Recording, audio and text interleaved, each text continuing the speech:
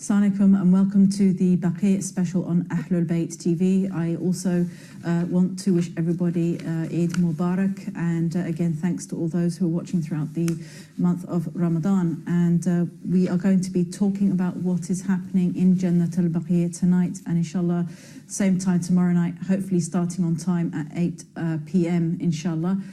Tonight we'll be running through till 9:30. Do feel free to call in with any questions or comments. And my guest is Dr. Irfan Al Alawi, who is Executive Director of the Islamic Heritage Research Foundation. And of course, you may have seen him on other media as well, having documented the destruction of the holy sites in Arabia as well as elsewhere. So inshallah tonight we're going to catch up on what is the status of the situation in Saudi Arabia. Assalamu alaikum. Alaikum assalam wa rahmatullah, dear sister.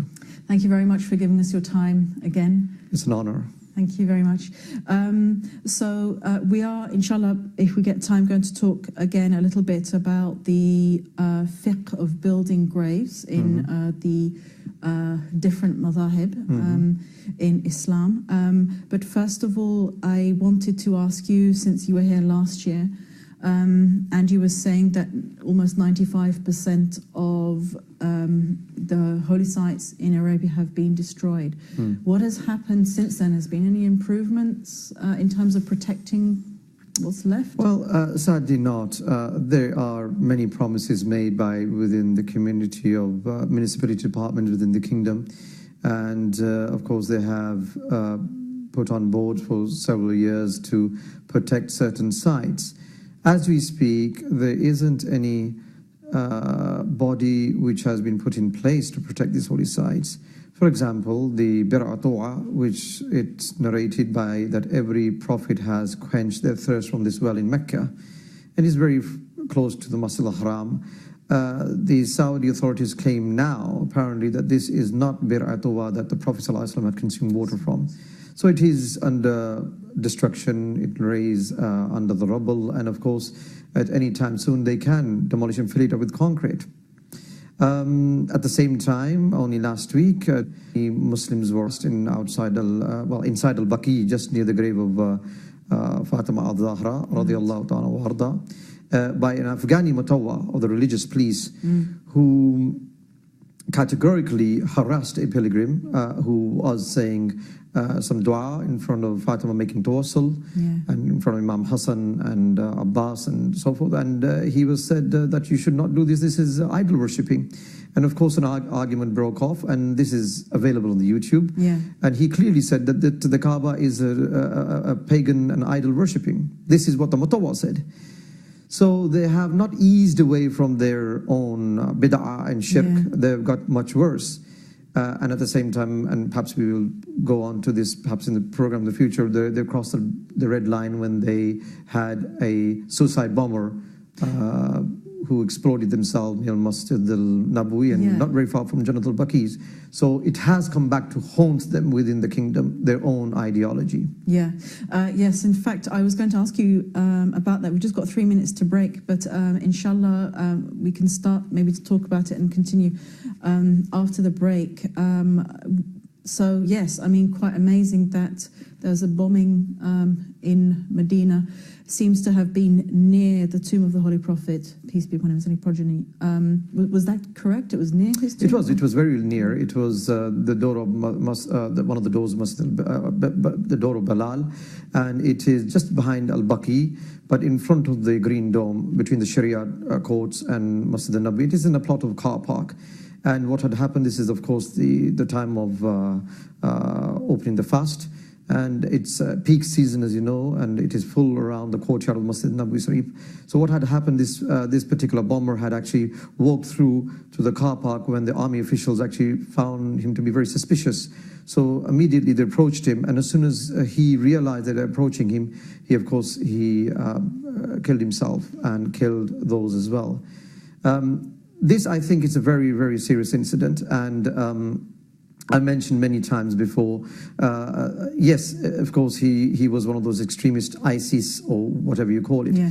But it is against, again, ideology which has been embedded by the House of Saud, which is Wahhabism. Of course, at a different level. But at the same time, I think I should mention that although they hate us for praying at the tombs and at the Prophet ﷺ, but I think at this level, they would probably have stopped certain acts to have happened near Masjid Nabawi because it accumulates wealth for them, and they cannot afford to have any serious tragedies in the time because they will lose a lot of money. And this is why they are increasing the Umrah pilgrimage season next year. They're going to bring in a lot of pilgrims because that is the only source of income they have.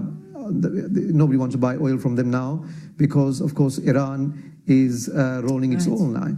Okay, thank you very much. And we'll just go to break and inshallah continue this afterwards. You're watching the Baqee Special on Ahlulbayt TV.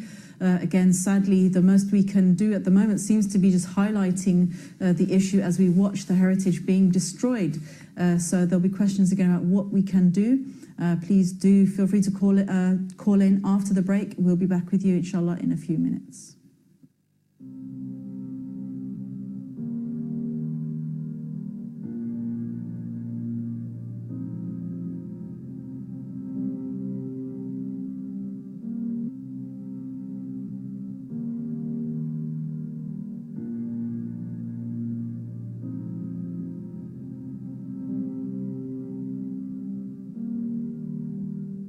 Assalamu alaikum, welcome back to Baqee Special on Ahlulbayt TV.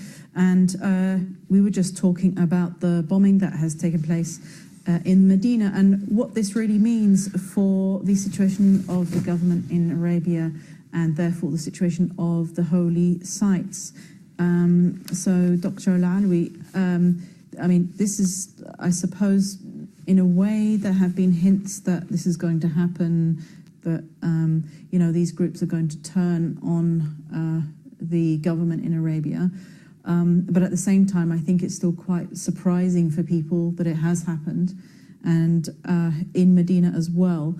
I was going to ask what impact that bombing has had in the country and on the residents of Medina as well. Well, I mean, if you look back in history, 1970s, when Al-Baqi took over the Haram in Mecca, and everything was shut down, you know, cut out from the media as well as newspapers and TV. There was a reaction, of course, at that time, who claimed to be a Mahdi, and they blamed it to the Iranian Revolution at the time, which was, of course, not the case. He was a student of Bin Baz, along with his colleagues who claimed to be the Mahdi, who had been brainwashed.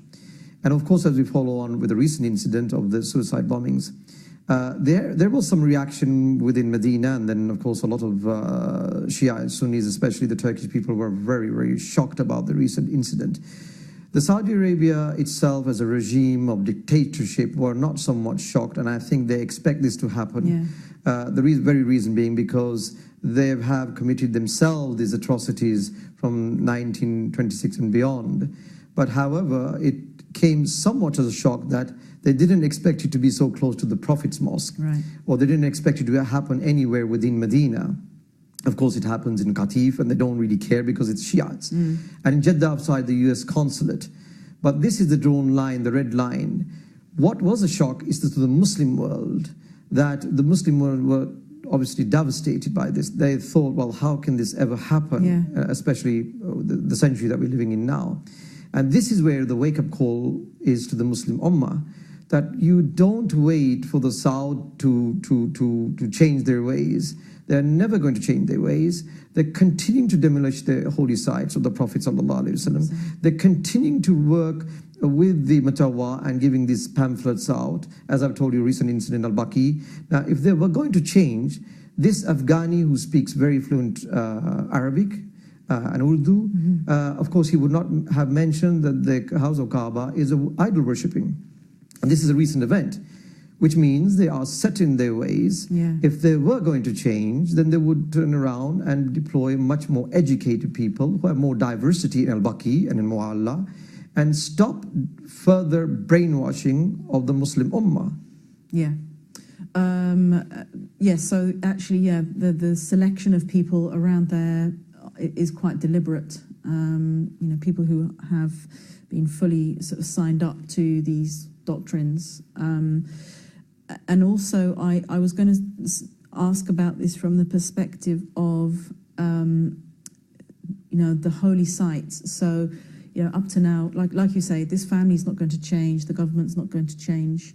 But does this indicate that there is so much unrest within that things may fall apart, or there may be dramatic changes, and then there may be a possibility for some improvement, or perhaps it's not possible to speculate? Well, it's difficult to say if there is going to be any improvement within the short future that we have with Al Saud. Certainly, there are people within the kingdom who are wanting change, but not at the immediate government level. Mm-hmm. And these are local citizens who have perhaps been educated outside the kingdom, the United States and the Western countries, who disagree with the extremist views of Wahhabism. And therefore, they do want a change. They want more broad-minded Islam, people who can practice Islam according to what they follow, any of the Jafri fiqh or the Shiites and the Sunnis and Sufism. But I don't think that can happen as we speak. The reason being is because the al-Sheikh has the full control of the Sharia, right, and they implement everything to the king. And then he, of course, the khutbahs and the sermons are dictated to all the imams within the kingdom, and of course Abdurrahman Sudais of the Masjid al-Haram. And that's, you probably, if I very briefly mention, you have the next devil is Zakir Naik. As you know, he's been banned from Bangladesh. Yeah. This person is a machine produced by the House of Saud, who he himself has said on the Indian TV channel when somebody asked him a question, that, okay, we cannot approach the shrines of the Sufis and the saints to ask tawassul. Is it possible that we can approach the Prophet's grave? And he said, no, it's not, because the Prophet is dead. And how can you go and worship and pray at the grave of the Prophet Muhammad? This is on the national TV in India. This guy is the same person who incites hatred, and this is why there were suicide bombers took place in Bangladesh. Now, of course, it resides in Dubai. These are the people who are the machinery of the House of Saud, and you have many of likes of him who are working, in America. Yasser Al-Qazi from Margarbari Institute, who claims to be a Sufi or moderate Muslim now. Absolutely rubbish.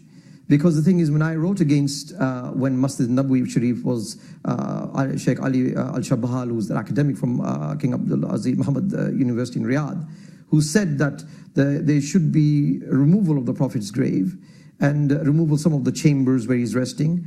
Yasser Al-Qazi was the first person to attack my article in The Independent and said, this is not true, this would never happen. Well, if that would never happen, why are the plans still being implemented to stop this, the pilgrims standing outside the Green Dome and making dua? And the very reason they've made installed umbrellas there is when they open, the people cannot see the Green Dome, because it's bid'ah to pray towards the cover of the Prophet ﷺ. So coming back to the question that you put, is this going to change? No, it's not. All I can say now is, yes, it's more than 95% of Mecca and Medina is gone. What is coming? It's much worse, as I've said before many times, than Manhattanization. Someone was in Umrah just recently, and they said to me, Dr. Alawi, went into the Haram in Ramadan, and it seems that the Kaaba is sad and it's weeping. And I said, what an expression. And it is. Because when the Prophet ﷺ left Mecca, he looked at the Kaaba and he found the Kaaba to be sad. Because the Kaaba, he grew up with the Kaaba as a young man. And this reminds me of the hadith. Of course, the Prophet is living, and he finds this very disturbing with the devils of the skyscrapers which are springing up, and it's not going to stop. This is going to continue in Medina. The only way to stop this is the Muslim Ummah to unite. Some people say, well, do we have to wait for the Mahdi? Well, I can't say we have to wait for the Mahdi, because the time of Mahdi is not going to be easy. It's going to be a very difficult period. But the first thing somebody asks me, what shall I do? And I say, well, are you going to say to Imam Mahdi that, well, I've been waiting for you to do the work? No. Yeah. We are, as Muslim Ummah, we have been given the amana, and we should do everything in our own power to restore Al-Baqi, Al-Mu'alla, and everything belonging to Islamic heritage, going back to the prophetic period. Do you think it's possible to, I mean, obviously there are campaign groups for the restoration, but with regard to sort of the extent of the sites that have been destroyed, I mean, you say that, like you say, you know, there's a well that's been filled with concrete. What's the possibility of there being some kind of restoration? I mean, supposing everything was stopped today and we could now begin a restoration program, how much would it be possible to restore it, or is there a lot of it that is just gone forever? Well, of course, the sad news is most of it's gone forever.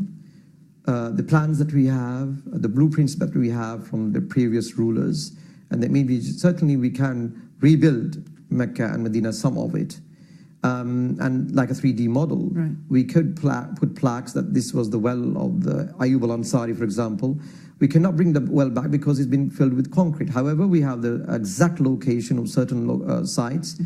But at the same time, I think what we are missing here, that people have turned somewhat a blind eye towards Al-Hijaz. I don't like to call it Saudi Arabia, particularly Mecca and Medina al-Munawwara. And they're concentrating on Syria. I'm not saying that Syria is not important. Syria is just as well important, but they forget about that Syria is, of course, in a civil war with the dictator Assad. But we're looking at the cradle of Islam first. At the same time, whilst it's being wiped away, a lot of historical sites being wiped away in Syria. But yes, we should be concerned of that. But coming back to something which I mentioned again, Al-Quds Sharif, it has a dome over where the rock is. If that was not under the Jordanian finance and to preserve it, that would have been taken down by the Wahhabis long time ago, because that is considered as a bid'ah. But coming back to the point of restoration, it is possible. Right. We can do it. We have engineers, we have architects. But to go around this, we would need to use UNESCO. We would need to use somewhat some specialists who perhaps may be non-Muslims. That does not mean the non-Muslims have to go within the kingdom. It means that we utilize the sources. But don't forget, Islam has excellent sources of architecture and so forth. Yes, so yes, to answer your question, it is possible and we can restore it. As a matter of fact, we have spoken to the Turkish government, and at one point we were thinking of making a 3D model of Medina al-Munawwara where you can actually walk through of the old Medina. That sounds excellent. At least, you know, people would have some kind of an idea, you know, of what it would have been like. There was a point that was made on another channel that you appeared on. Somebody made the point that when the Buddha in Afghanistan, Bamayan idols, yes. Yeah, when that was destroyed, you know, there was sort of uproar around the world, and yet there isn't the same kind of uproar in the media with regard to what's happening. Is that because the media, you know, is biased and it has this attitude that, well, it's Islamic, it's to do with Muslims, and so we don't care about it? Well, the here issue is that when the Bamayan idols were blown up, the whole world reacted. And my answer was simple to that, of course, those were idols and they've been up there for 2,000 years. But you look at the pyramids, these are pharaonic. They've been up there from the time, before the time of the Prophet Muhammad and even after him. And you had the caliphs who came over, and even past the time of Ali bin Abi Talib, karamallah wajh. But the point is, did any of them say that this must be demolished because they're pharaonic? Yeah. None of them said that. That means we learn from history. But the reaction by the world was very fast and quick against the Bamayan idols. The reason why we Muslims failed there is because it's always the Shias who've come forward and reacted, and perhaps somewhat been emotional, and they have every right to, that the historical sites have been demolished, not only in Iraq, but in Syria and different countries, and particularly in Saudi Arabia. The Sunnis have always reacted very slowly, and that's my own experience. For example, when my article has ever been released, in various newspapers and media. The first country which takes this emotionally is India, which is quite surprising. Okay. And I've been sent emails and videos.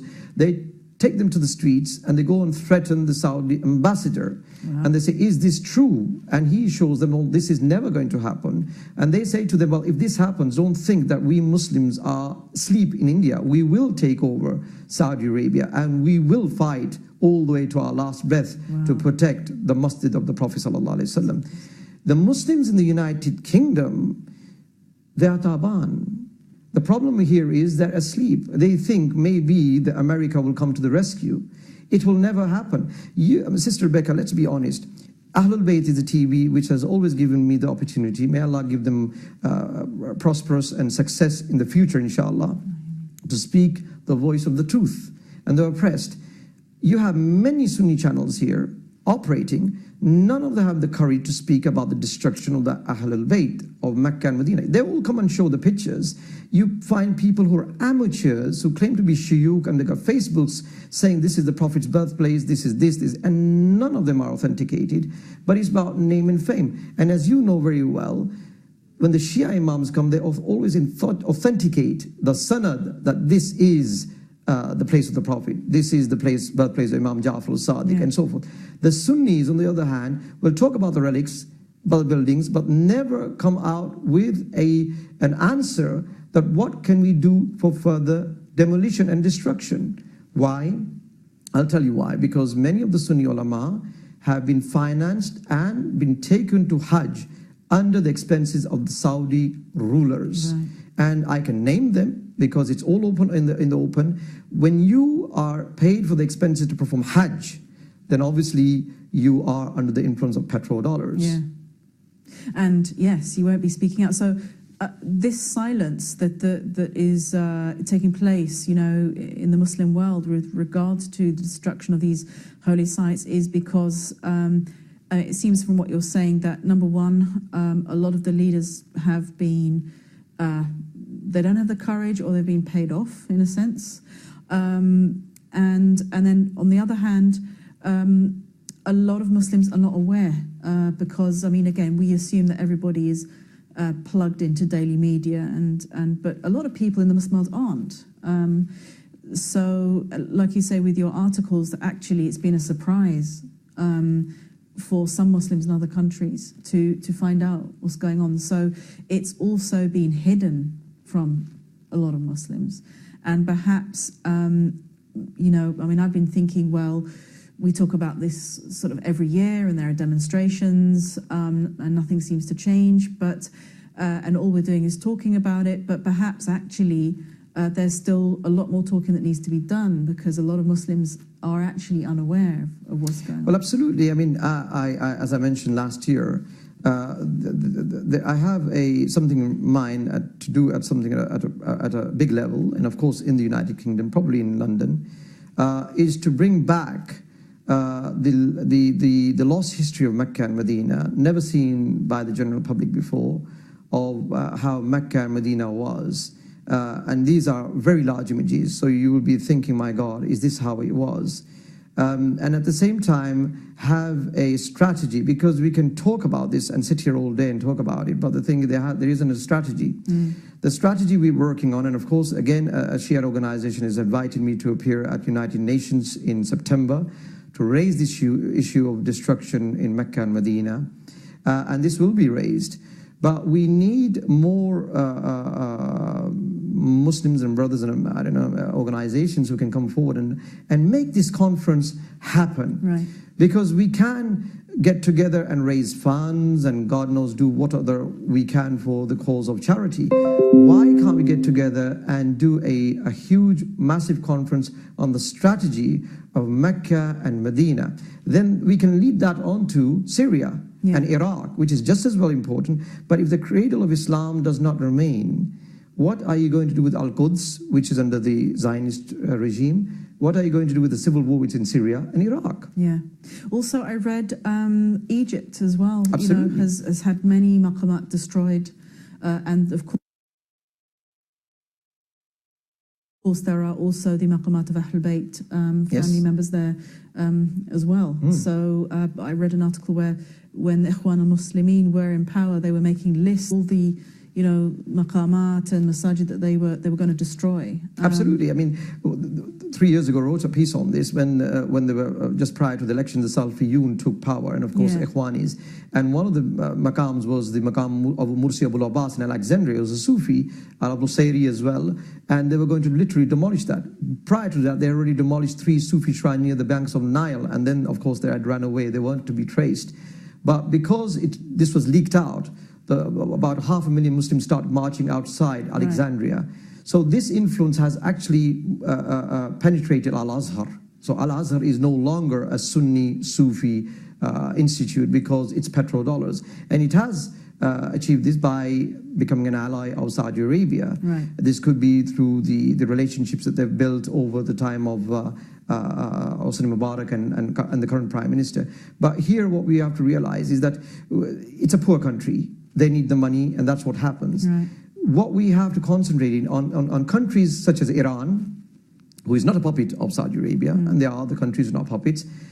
We have to stand by them to get our support, because Iran has many monuments which have been protected of the Ahlulbayt, and of course certain countries which are probably well not known as South Africa, probably, who has many monuments as well. We can liaise with them and try to convince and do a major conference. If the non-Muslims can achieve conferences at a strategic level, why can't we as Muslims? But we should move away from this Shia and Sunni idea about that you're a kafir and make takfir, because that takfir is only from the house of Saud and Wahhabism. The issue here is we should leave our differences behind and unite for the cause of restoring the love of the Prophet ﷺ and his family and the monuments. This is the first concern we should have. Yeah, that's a good point. That again, due to lack of cooperation between the different madhahib, this is also not helping the situation. And that there needs to be, for the sake of the fact that everybody loves to do the ziyarah, of the Ahlulbayt, and they don't want that to come to an end. It's a very important part of people's practice, and that for the sake of that, there needs to be this cooperation and organisation among people, conversations, and like I say, strategic planning. Something else I was going to ask is that. Again, like you have said, a lot of the population in Arabia is not happy with how things are going. And again, very famously, I heard that the people of Medina, when the dome was about to be painted silver, they protested and they kept it green.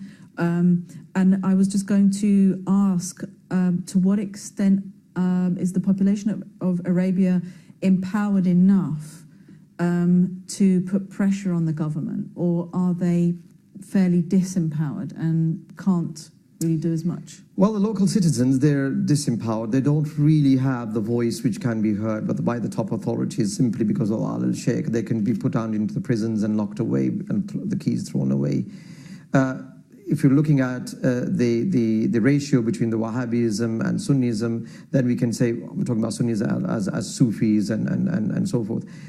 We could say that 60%, 55 to 60% is Sufi, or Sunni, and the rest is all Wahhabism. And you have pure Bedouins who don't have a clue of their own religion, And then you have the Shia minority as well. They don't have any authority whatsoever. All they can do is, when they hear about certain articles which have been published wherever, not only by myself, they react to that on the social media. And this is one of the reasons the Saudi government tried to ban WhatsApp and, of course, Twitter. As yet, it hasn't happened. And this is where they were sort of frightened when the Arab Spring occurred in Egypt. So what they are concerned about is that if these people, especially women as well, who are wanting the change as well simply because of the rights, the hukuk, this is a reaction that they want to stop. And they're trying, Al-Sheikh wants to sort of cut down anything social media has.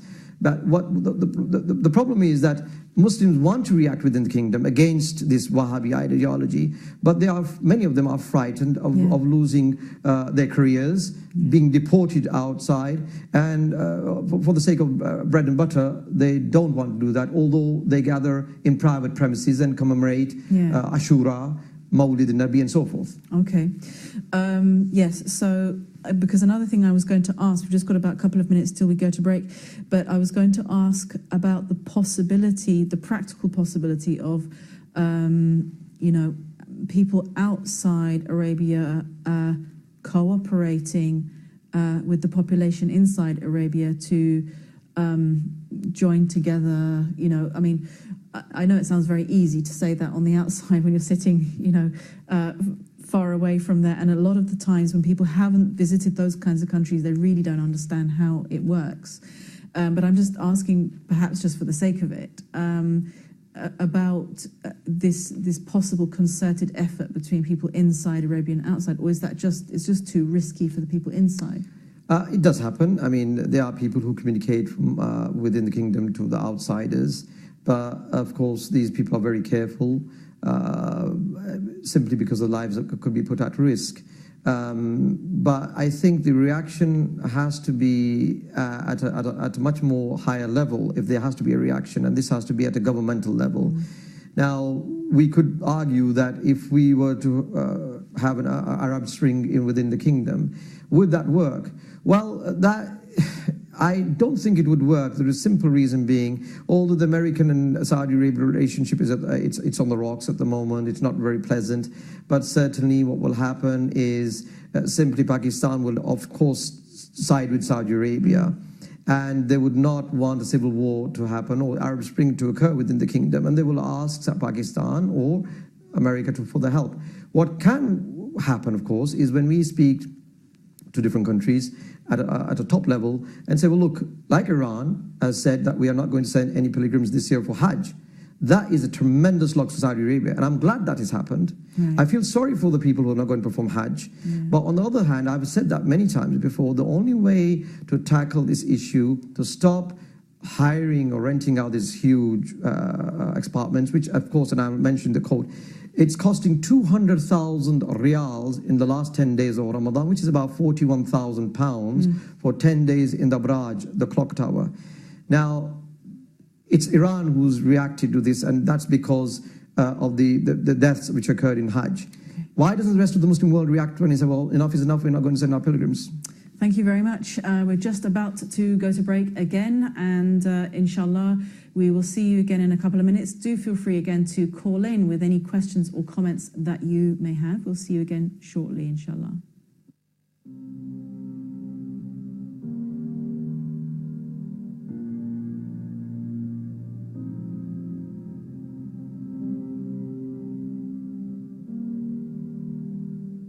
Assalamu alaikum, welcome back to Al-Baqee Special on Ahlulbayt TV, where we are again remembering the date that some of the important maqamat, the locations of the tombs of the Ahlulbayt alayhim salam, were destroyed in 1925 by the Saudi family. And again, we were just talking about what can be done today. This is what situation, what are the possible steps that can be taken to either try to restore or prevent any further destruction, although 95% of it has been destroyed. And I was going to also mention, Dr. Alawi, that the British government, again, I mean, we know that they're very closely allied to the Saudi government, but again, don't seem to have spoken out against this, and I don't know if it's possible again to do something like write to your MP or get a petition together so it's discussed in Parliament or anything like that. Well, certainly there is, of course, it's possibility, and I've tried to speak to many of non-Muslims who are more probably interested in Parliament than non-Muslims. For example, Lord Nazir Ahmed, we raised this against under the Shias again in the House of Lords. We presented the destruction few years ago and nothing happened. Quite recently, I emailed Sayyidah Warsi when she was a minister and she was visiting Mecca, and she had the VIP treatment by the the governor of Mecca. And I emailed her that before she went to meet him, at least she should have taken some documents from myself and asked them all, we want to know what is the latest development of the Mawlid al-Nabi, where the Prophet ﷺ was born. Is it going to be knocked down? Are they going to preserve it or not? But you know what, Sister Rebecca, she had the courtesy to respond back to my email. So again, it's something like a brick wall against Muslims. It's probably better to approach Christians and get somewhere in the House of Parliament than to approach Muslims who simply think that, well, maybe there will be a backfire and they will not be able to go back within the kingdom again, and they will not have their salaries, petrodollars be put into the banks again. That's very, sad state of affairs. And yes, I mean, unlikely that at a higher level the British government would do something, because as we know, well, they have been sort of allied you know, I mean, the British government has expressed the fact that they are allied with the Saudi. But of course, government. Recently, as you know, David Cameron was the minister who sold the largest arms to Saudi worth $4 billion. So why would the British government so be interested? But having said that, I'm sure there are some MPs there who would be interested in preservation of heritage, not only particular Muslim heritage, but there are churches in Jeddah which have been there or were there time of the Ottomans, and the Ottomans never demolished them, which can be put under protection. Okay. Yes, I mean, I was going to also bring up the fact that from what I've noticed, a lot of the architecture that is being destroyed is Ottoman. We've just got a caller on the line, which we'll take now, and then we'll continue. Assalamu alaikum. Wa alaikum assalam wa rahmatullahi wa barakatuh, Sister Rebecca, and for Alvi Saab, assalamu alaikum to you. I'm just watching your program, and it's really very interested. I mean, you just took two names. One of the gentleman called Lord Nazir Ahmad, and other one was the Warsi. And I'll tell you one thing, brother. People who are on the payroll of Al Saud Nasl Yahud, they won't do nothing for us. We have to get together. We have to fight for our right. We have to save the shrine of Ahlulbayt Atahar, even not Ahlulbayt Atahar, Makkah and Medina as well, because they are in, they are in the hand of oppressor. That's not their land. They are Qabis people. They are, Munafiqeen from the Prophet ﷺ days. They are there to destroy these things. That they are there to destroy Islam. They are the one who are the biggest terrorists on this earth. They are the one who, killing entire humanity, not from now on. It's been 1400 years ago. And the people you just took the name, are just really get upset, because these people not only doing in Saudi Arabia, they are the people, they are the fundraiser for them. They fundraise here in this country, England, to kill Shia in Pakistan. They do fundraising here in the name of the, Islamic Ummah and that. But they are actually our biggest terrorists. I mean, the name you take, I've just given a petition to my MP, Tim, and I've told him about these all atrocity, what's going on around the world, even what poor Germany going through.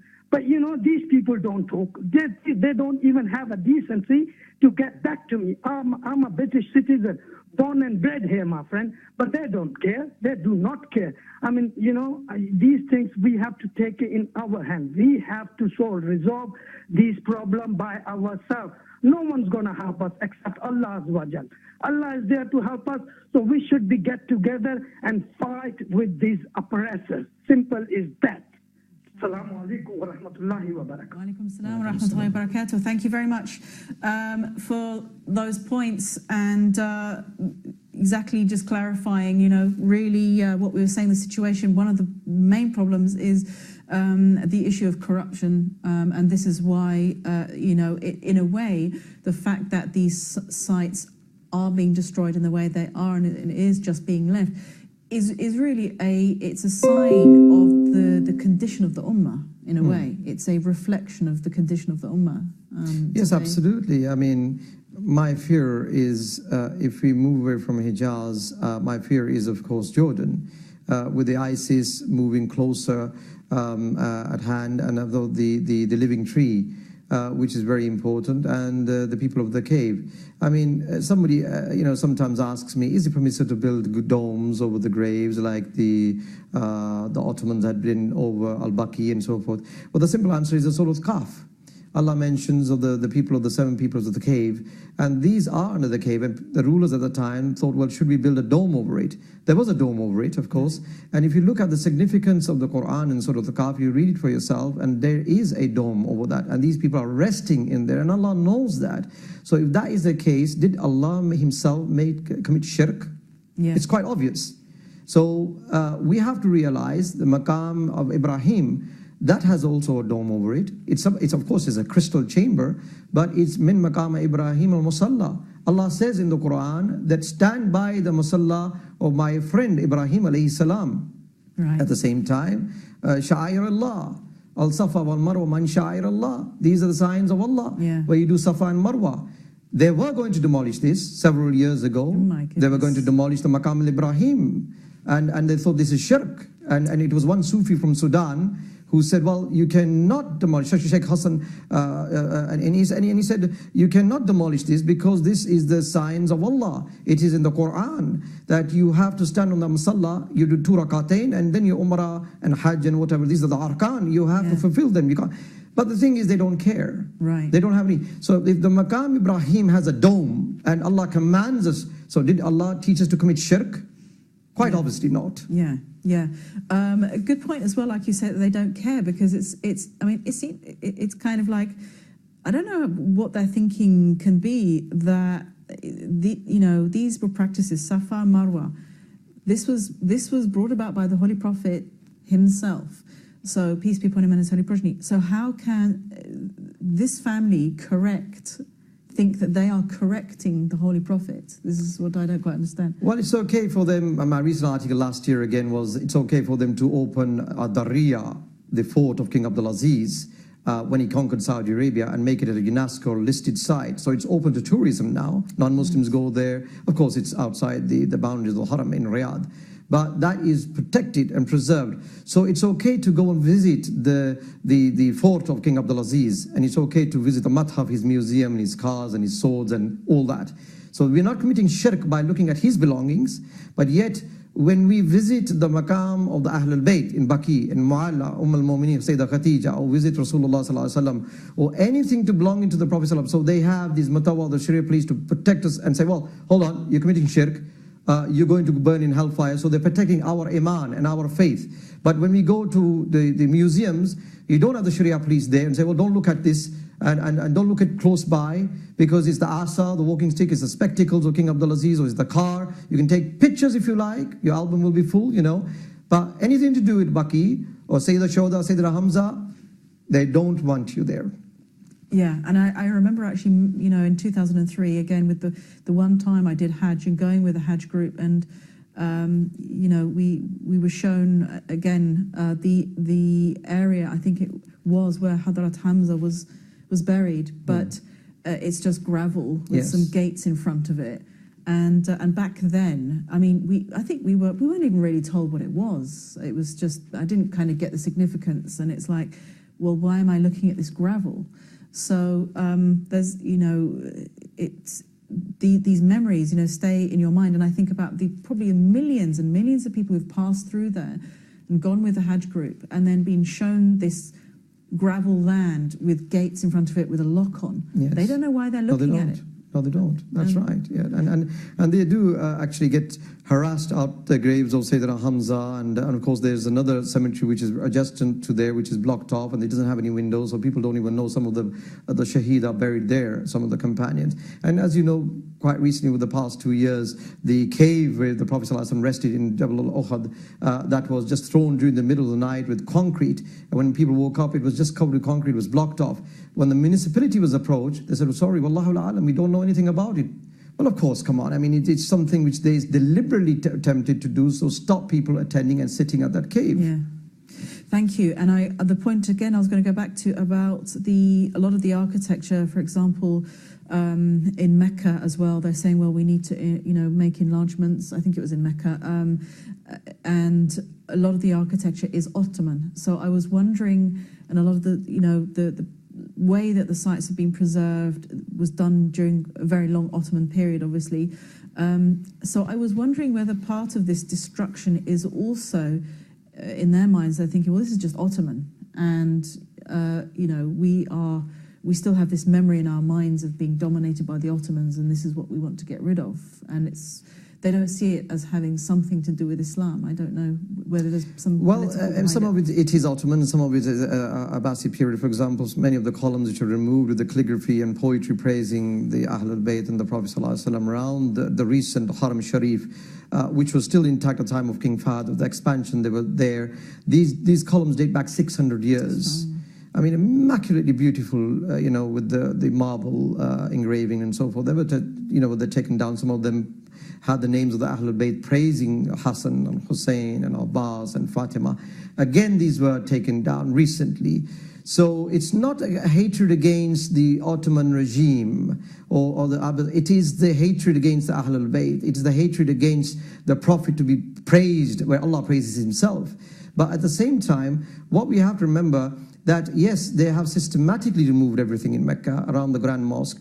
The house of Al-Hani, for example, where the Prophet was resting and he was taken to Isra al-Mi'raj to Jerusalem, and from there, that part of the area has been totally taken down. The Ottomans were so imperfect that they left an Ottoman seal under one of the porticos to mark that where the house was, even though they expanded that part of the house of Arqam ibn Arqam, the meeting point of the Sahaba. That was, of course, still intact, and we knew where it was. Now it's escalators. The house of Khatija, for example, we knew this is the house of Khatija, although it had been lost in history. It is the largest toilet under the Masjid al-Haram today. The house of Mawlid, which is again remains under threat. But if we look back, if you look at the porticos, some of the porticos which are around the mosque, they're white and they've been white sandblasted.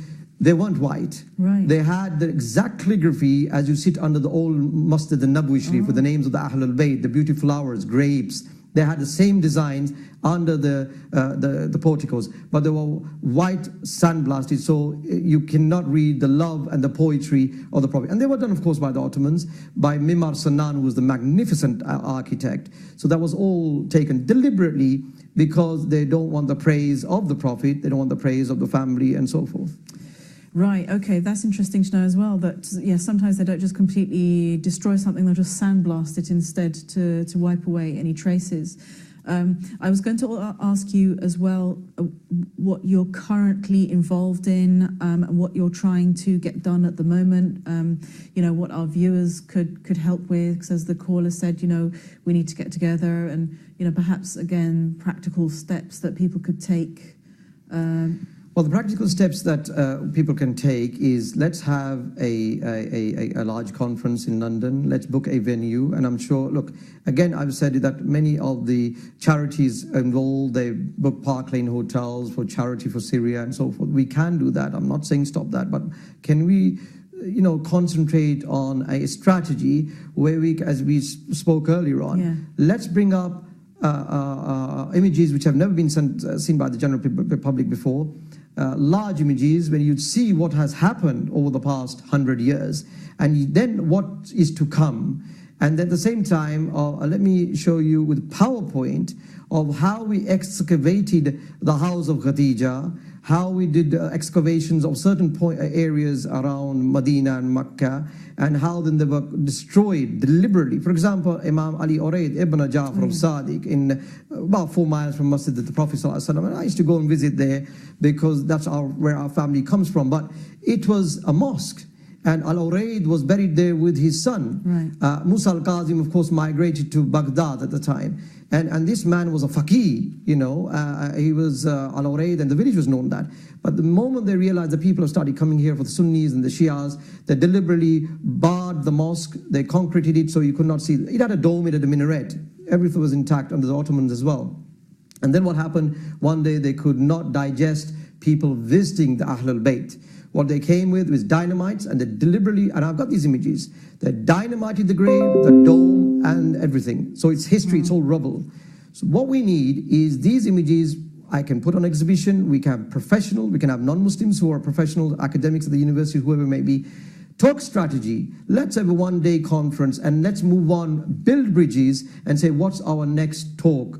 What is it going to be? Who are we going to approach? I spoke to, for example, the uncle of the king of Jordan, King Abdullah. He's a very nice man. His grandfather, King Hussein, was the ruler of Mecca, and he wants the heritage back, restored. Right. But Jordan is a small country. How are they going to react? They need support, they need interaction. And the way we can do that is let the Muslim Ummah unite and work with a strategy, bring this conference forward. It can't be shouting and takbir and this and that. It has to be a strategic conference with academics. I'm not saying rule out the mullahs. I'm saying we can utilize the mullahs. But to be honest with you, Rebecca, I've had enough with the mullahs, especially for the Sunni side. They have never come forward to say to me that, Dr. Alawi, we will support you. Yes, on the other hand, I've had a tremendous support for the Shiites from America and from within the kingdom that we will support you, your aims and objectives. But the Sunni ulama, I've just given up. I washed my hands away from them. They all claim to be lovers of the Ahlulbayt and Fatima, but the moment we talk about the preservation, they think that they will be labeled as Shia. Right, right. You know. Yeah, and this is very sad as well that, again, I mean, in a way, it's down to sort of them worrying about their political position. And we can see, I mean, there are plenty of videos of quite a few, Sunni ulama who have come out and are speaking in support of Ahlulbayt, alayhim salam. I mean, the very famous Mufti of Damascus came out and said, why hadn't I heard about the tragedy of Imam Hussein alayhi salam? So, you know, there are some ulama who have come out and they, you know, they have that courage. But again, it shows the level of corruption if there is that fear of, you know, the fear of what people are going to say over actually taking a step and doing, you know, what is right. Well, I mean, I'll give you a very quick example. I've approached some of the main Sunni mosques in different cities in the UK, and I said, look, I'll bring my presentation there, and let's hold a big event, you know. And I come back with the committee and said, well, we can't do that, blah, blah, blah, because there's many excuses. And they bring their own politics in forward. So, I mean, are we doing it for the cause of Islam and the Prophet, or are we bringing politics into it? Yeah. That's what my concern is. And I think if I was to walk into the Medieval Islamic Center, I would, and I've done it. You know, they've opened their hands and said, Dr. Alawi, the stage is yours. Right. Yeah. So, well, inshallah, this channel obviously will be, you know, if you have notifications of when this conference is going ahead, then the channel will be obviously letting our audience know as well. And again, just to say to our audience out there, again, raise the issue on social media. I have often felt that we're doing a lot of talking and not a lot of action. But at least talking is better than nothing. Yes, of course, that's of one course. thing. And I should ask our brothers and sisters who are listening, please contact Ahlulbayt and see if we can work together to bring this conference at a level which will be heard throughout the world, not only within the UK, but throughout the world. Brothers and sisters, we need to collaborate. We need to talk about this, and then, you know, have the fruits, inshallah. Inshallah. Yeah, so again, to remind our viewers that if you are willing to take part either, you know, in any way, please do contact the channel info@ahlulbayt.tv, info@ahlulbayt.tv, if you are interested in the conference that Dr. Alawi is talking about. And inshallah, you know, to start to mobilize.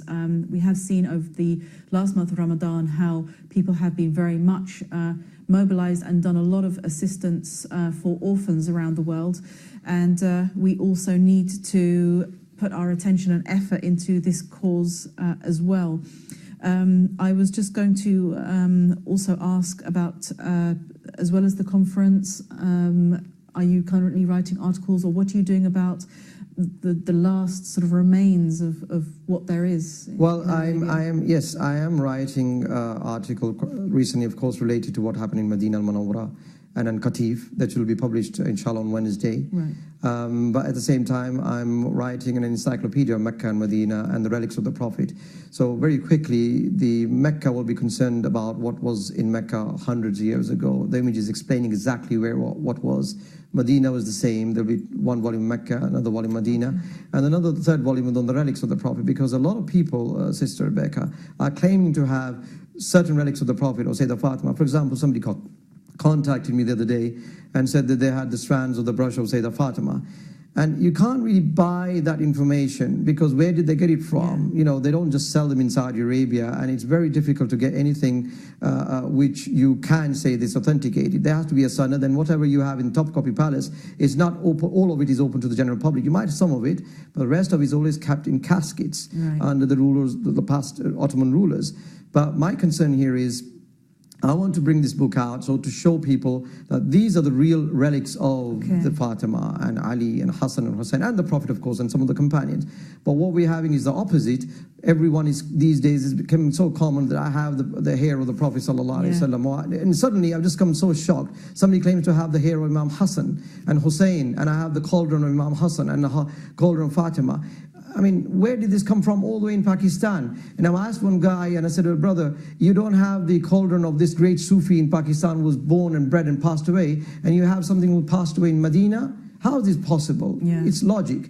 So that's what I'm working on the forthcoming book and the volume of encyclopedia.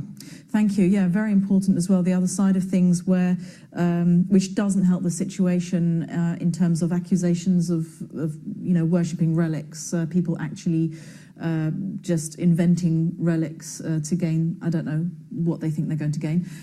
But yeah, this is another side to the problem as well. But I wanted to thank you, Dr. Alawi, for a very helpful discussion. And inshallah, hopefully we will see the fruits of this conference. Inshallah. And see you again on the channel as well. Inshallah. Thank you very much.